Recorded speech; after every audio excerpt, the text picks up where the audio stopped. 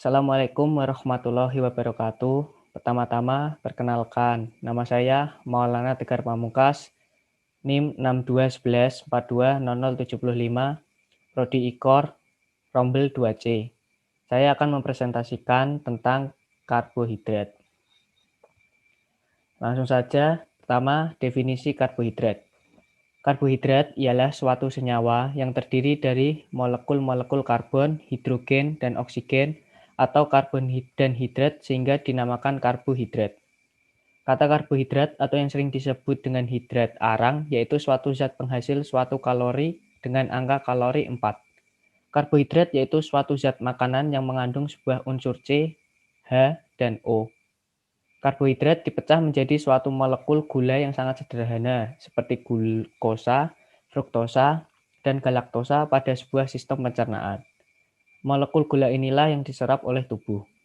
Kelebihan karbohidrat akan disimpan di dalam suatu organ hati atau otot dalam membentuk sebuah glikogen dan di daerah perut, sekeliling ginjal, atau di bawah kulit dalam bentuk lemak.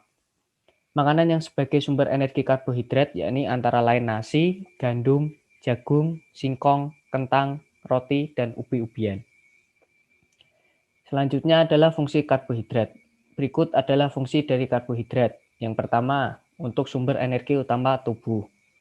Yang kedua, cadangan energi dalam otot dan hati.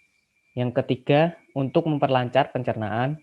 Yang keempat, sebagai pemanis alami. Yang kelima, sumber bahan bakar.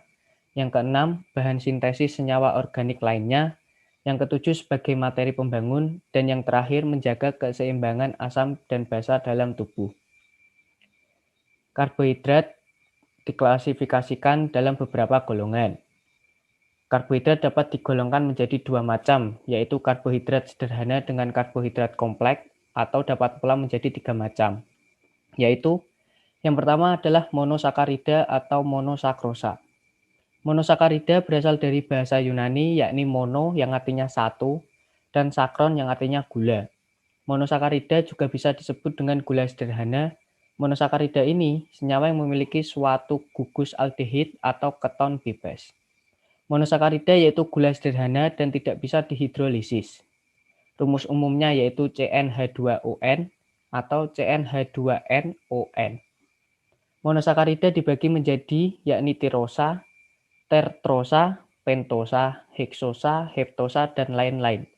Dan juga sebagai aldosa atau ketosa tergantung pada apakah mengandung aldehida atau gugus keton.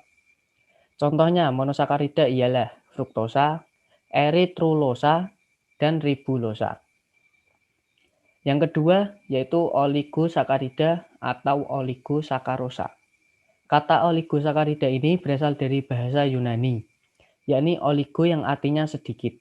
Oligosakarida yaitu gula senyawa yang menghasilkan 2 sampai dengan 10 molekul monosakarida yang sama atau berbeda pada suatu hidrolisis.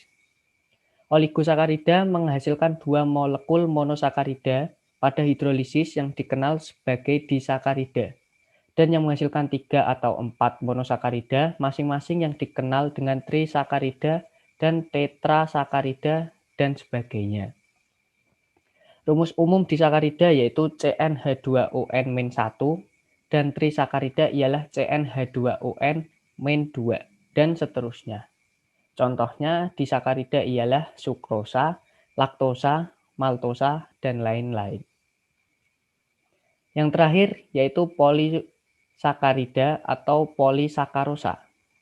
Kata polisakarida ini berasal dari bahasa Yunani, yaitu poli yang artinya banyak.